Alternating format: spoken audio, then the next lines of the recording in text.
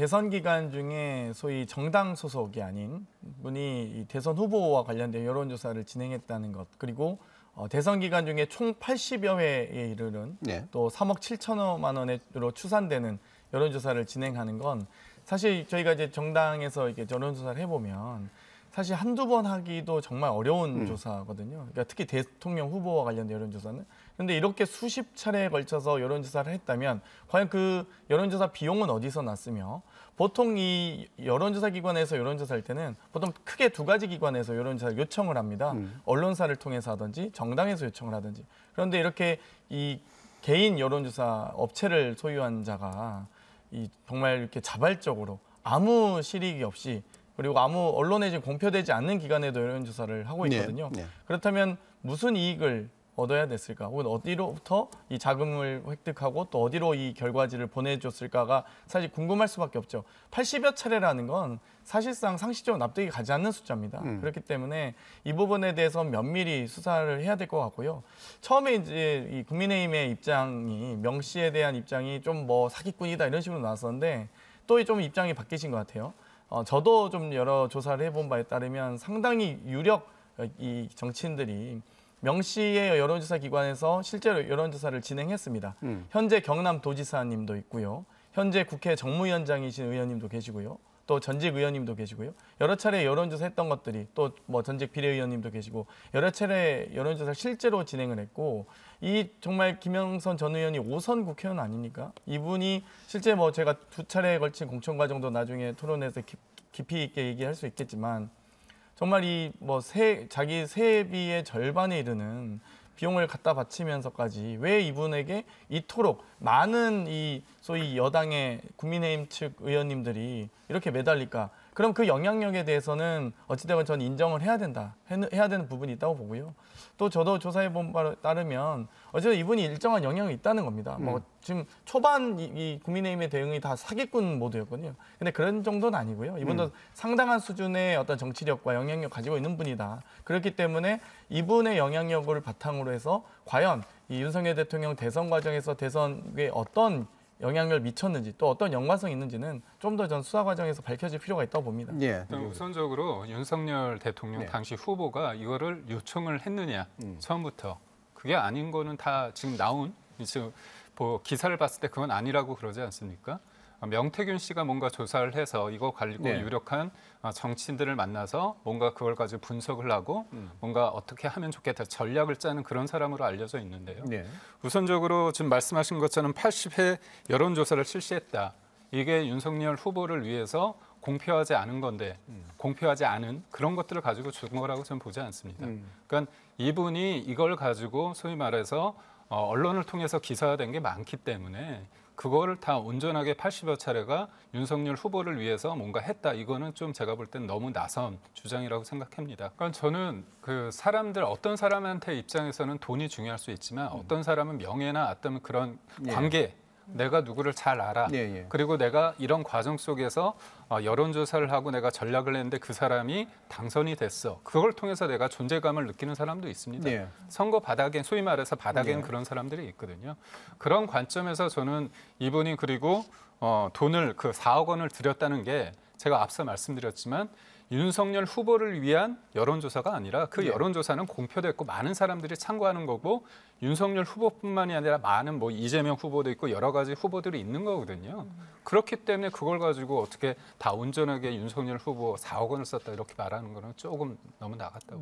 중요한 것은 3억 7천만 원이나 이를테면 이제 자비를 들여서 여론조사를 해준 셈이 되는 건데, 그럼 이 대가로 명태균 씨는 뭘 받은 거냐, 이게 굉장히 중요한 포인트 아니겠습니까? 그게 뭐 그냥 명예를 얻었다, 본인 주장대로 나는 정책 책사고 그림자 역할을 했고, 뭐 선거 캠프에서 뭐 대통령 당선시켰으면 되지 그 이상의 뭐 일은 하지 않는다. 뭐 저하고의 통화에서 명태균 씨는 뭐 선거 끝났으면 됐고 잔치 끝났으면 됐지 내가 그 집에 안방에 들어눕는 일은 없을 것이다. 뭐 이제 이런 얘기를 뭐 다른 기자들한테도 했겠지만 저한테도 이제 그런 입장을 밝혔는데요.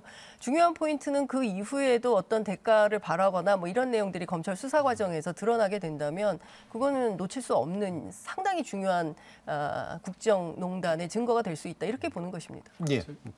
잠깐만 예. 말씀드려도 될까요? 지금 3억 7,520만 원이 윤석열 후보를 위한 여론조사에서 온전하게 쓰였다는 거에 대해서 저는 받아들이기 힘든데요. 왜냐하면 여론조사를 한다는 건 윤석열 후보가 몇 퍼센트 나오고 이재명 대표가 몇 퍼센트 나온다는 거 아닙니까?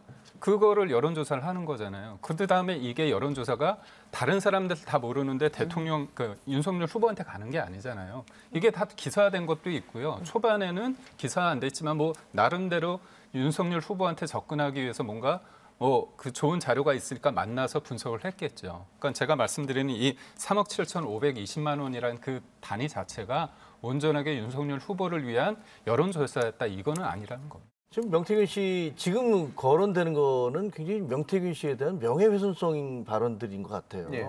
증거가 아무것도 없잖아요. 아니 예를 들면 여론조사를 많이 했기 때문에 문제라면 우리 지금 김어준 씨가 하는 여론조사 꽃은 뭡니까? 수시로 여론조사합니다. 그럼 여론조사 많이 해서 그럼 김어준 씨는 무슨 불법을 저지른 겁니까? 그렇게 안 보잖아요. 그럼 지금 3억 7,520만 원으로 추정되는 여론조사 비용. 네. 우리가 추정하고 있는 거예요. 이거 정확히 뭐 여론조사를 누구를 위해서 한 건지 이 비용이 어떻게 된 건지는 우리가 몰라요. 누구로부터 위탁을 받아서 했는지 이거 아무것도 모릅니다. 근데 모르는데 그냥 횟수가 많으니까 이 사람은 뭐 문제가 있을 것이다. 이것을 윤석열 후보에게 갖다 주기 위해서 이거 한 것이 아니냐. 저는 그렇게 볼 수는 없다고 봐요. 그 무슨 증거를 가지고 얘기를 해야죠. 명 씨가 재산 상태가 4억이나 되는 그 여론조사를 그냥 자기가 자기 돈을 들여서 할 수 있을 정도라고는 생각하지 않고요. 그리고 선거 다 치러보셨지만 누구한테 그런 것을 무상으로 받는 것도 문제가 됩니다. 그럼 대선 캠프에서 어떤 사람들한테 뭐 야, 네가 말이야 내 돈 안 줄 텐데 네가 알아서 여론조사를 해서 나한테 가져와라 라고 하는 게 이게 불법 아닙니까? 이게 문제될 수 있어요.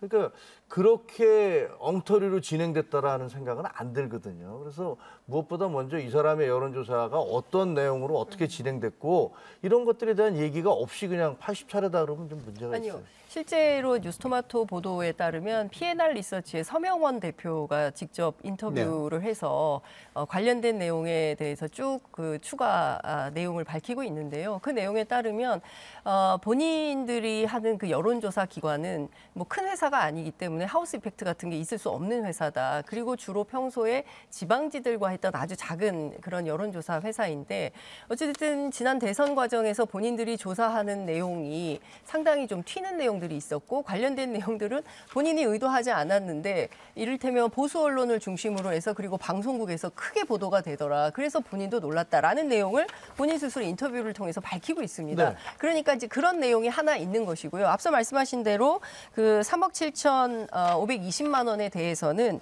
그 알파벳 이 씨, 그러니까 회계 책임자 이 씨의 주장에 불과한 것이죠. 그리고 말씀 주신 대로 여론조사 80번, 뭐 800번 할 수도 있는 거지 그게 뭐가 문제냐. 중요한 것은 대가성이 있느냐 없느냐 이게 굉장히 중요한 포인트라고 말씀하신다고 저는 생각을 하는 것이고요.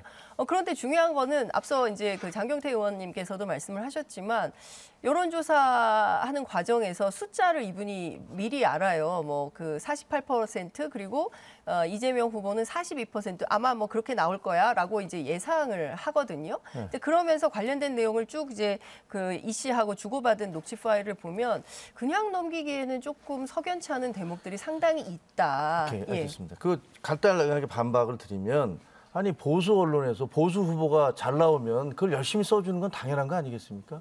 진보 매체가 했던 그런 조사가 진보 후보가 잘 나왔어요. 그럼 진보 언론에서 잘 써주겠죠. 그러니까 그 써주는 것 자체를 문제 삼는 건 좀 이상한 것 같고요. 아니요. 써준 것 자체를 문제 삼는 게 아니라 제가 문제 삼는 게 아니라 서명원 씨가 이 P&R 리서치 대표가 본인이 스스로 그렇게 고백을 하고 있는 겁니다. 자기는 중소업체에서 예. 했는데 갑자기 조사를 갑자기 하더니 막 이런 게. 중앙 언론에서 써더라. 그거는 서명원 씨가 아니라 그 아마 명태균이라는 사람의 어떤 그런 로비력이라든가 뭐 그런 거 있을 수도 있겠죠. 이거 명백한 정치자금법 위반이거든요. 부정수수 금지된 또 기부를 제한하고 있습니다. 지금 방금 뭐 여론조사 마음대로 할 수 있는 거 아니야? 여론조사 기관이 여론조사하는 게 무슨 문제지라고 하시면 절대 안 되고요.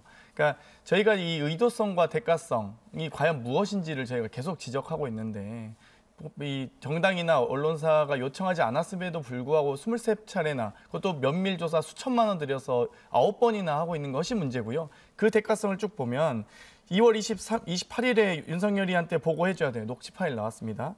3월 2일 날 윤석열이가 좀 달라고 그러네 녹취 파일 나왔습니다. 3월 3일 오늘 다 뽑아줘야 돼. 윤석열 총장이 문자가 왔네 라고 얘기를 하고 있는데 이 녹취 파일 저희가 이제 조작한 거 아니지 않습니까? 그런데 3월 3일은 여론조사 공표 금지일입니다. 그런데 자체적으로 지금 이 명 씨가 자발적으로 여론조사에서 그럼 특정 대선 후보에게 언론에 공표하는 것과 국민의 알 권리 위해서 언론에 공표하는 것과 특정 후보에게 여론조사 결과지를 전달하는 것과는 다르죠. 그렇기 때문에 제가 지금 이 부분에 대해서 사실상 정치자법 위반 혐의 혹은 편의 제공 혐의가 있는 거 아니냐라고 지적하고 있는 것이고요. 만약 이거 검찰 수사 들어가면 저는 상당히 기소성이 높다고 봅니다.